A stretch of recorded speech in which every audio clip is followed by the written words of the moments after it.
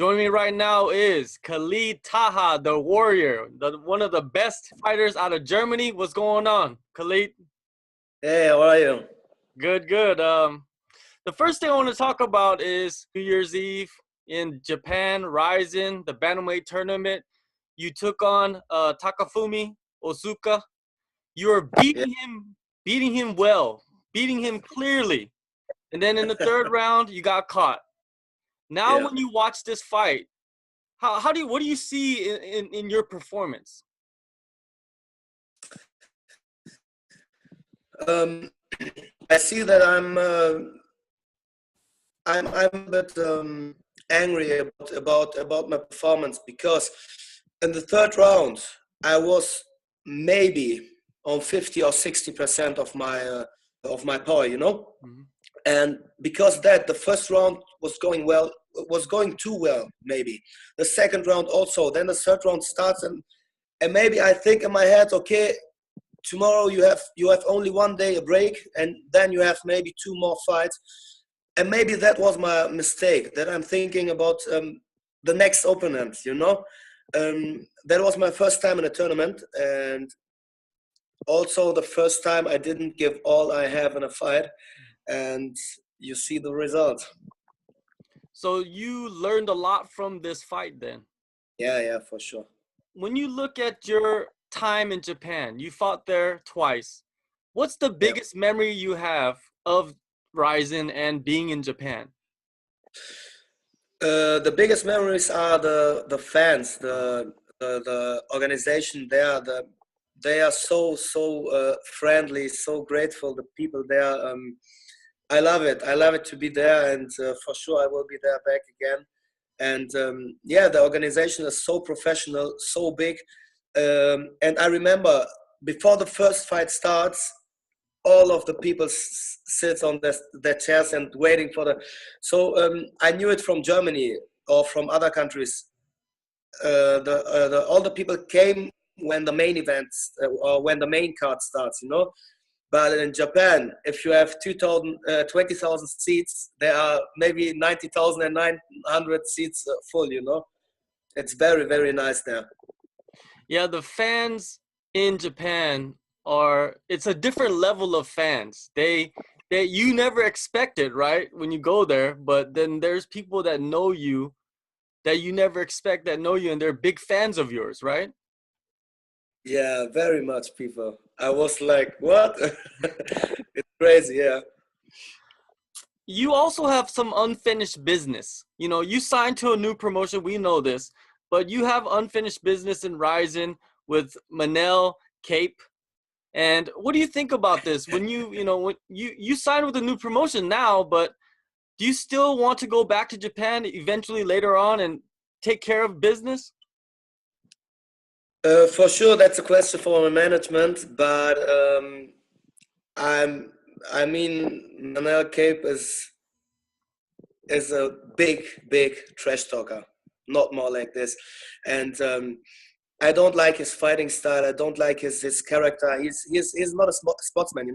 And yeah, I don't know what the future brings, but if it comes to this match, I guarantee it will never go to the distance. Was he attacking you verbally? Was he talking trash to you directly, like backstage or anything like that? He was backstage to all of us talking. I mean, I saw him. I didn't know him. And what? I'm the champ. I'm the champ. I will show you. And I was like, please go and shut your fucking mouth. That's too much show. There's no. I mean, that's the sport. That's our job. That's too much. You saw the scale with him and Ian McCall. I mean, what are you doing there? He's punching him. That's too much. If you want, okay, if you need the trash talk, if you need a little bit show, no problem. We can do it. But never, never, ever try to touch me. What did you think about Conor McGregor when you saw him throw the dolly and break the window on the bus? It's the same. It's too much. That isn't professional. That is. especially you as Conor McGregor, the whole world knows you. The whole world, you are a big person for many, many people, a big character. Then you can't do this. You are a father of a little child. You know that is very, very bad for the sport, for him as a person. That isn't good for his trash talk, Conor McGregor, Yes. and that you know that's his game, and that's okay.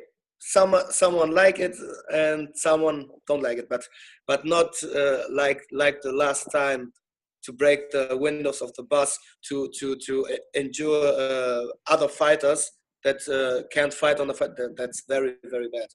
Definitely, definitely. It's not a good look for the Yeah. UFC or for MMA around the world. You are putting your Ryzen career on pause, and you signed a multi-fight deal with Brave Combat Federation, which is a big deal because you are a Yeah. big name in Europe and in the Middle East. Why did you choose to sign with Brave rather than go back to Ryzen? That was an easy thing. We are talking before with Brave, and Ryzen's next event was on 5th May. Yes. And but we are talking about a fight for me, maybe October. I I didn't know all the things because that's the management thing. Mhm. But and I only said to my manager, I can't wait that long. I lost my last fight. I should go and win another fight. And so we talked with Brave, and I love Brave. I love the show there, the people there, and it's an upcoming event, but it's a really, really, it's growing that fast. That's not normal, and yeah, I want to be a part of that. Definitely. What are your goals for Brave? When you enter Brave, what are your goals? What do you want to reach in the promotion? For sure. Now I want to win my next fight, my first fight for Brave. I want to put on a show. I want to show the people there how there's a German Middle East fighter in Germany, and for sure I'm going for gold. Definitely, definitely. Now you have your fight coming up in Jakarta, Brave 12. It is your debut for the promotion against Hamza Kooheji. Now, this fight on May 11th, you're going to Jakarta. You're going back to Asia. Are you excited? Yeah, very, very. I'm very excited. I love Asia and Indonesia. It's so nice there. I mean, I wasn't there before, but I hear so much about that, and I'm very excited about that. All right, now you are fighting as a featherweight. You're back. You're moving back to featherweight. Why did you decide to go back to that weight class? Because I feel good at featherweight. Also at bantamweight for sure. Bantamweight is my division, but I'm talking with my management, and maybe if we are looking for a title fight, for a title shot, I'm going back to bantamweight. But now I'm think in the featherweight, I'm feeling also very good. Fighting at featherweight means that you have to cut less weight. So this training camp must be a lot better for you. Yeah. Are you still dieting during the training camp? Yeah. I start now, but I start slowly. I feel so good. I can train every day 2 or 3 times, and without being that mood, that diet mood, that tired, and because bantamweight, that's 5,000 grams more. That's not only 5 kilos. That's a real big difference. Your training camp. How long has your training camp been, and what has your training been focused on? I'm training. My training camp is 11 till 12 weeks, Hmm. and I'm focused on everything. Like I do it every time. I'm focused on my striking. I want to make my striking more sharp. I'm going every time to the wrestling, to the jiu-jitsu class, to everything else. I have so many private sessions, and it will be a very, very good fight. Since you are coming off your first loss of your career, does it make this training camp like, are you hungrier? Like it's like your first fight, your first professional fight now, it's happening again? yeah, it's for me like the loss activated me. You know what I mean? It's not like I'm thinking after the fight, oh, I will never fight again. I will. No, I'm only thinking, no, what the hell? When I can fight again to show the people what I can, to show me what I can. You know, if I lost a fight, I'm fighting world-class fighters. If I lost a fight because my opponent was better than me, was stronger than me, I go home and say, okay, you have to train more, you know.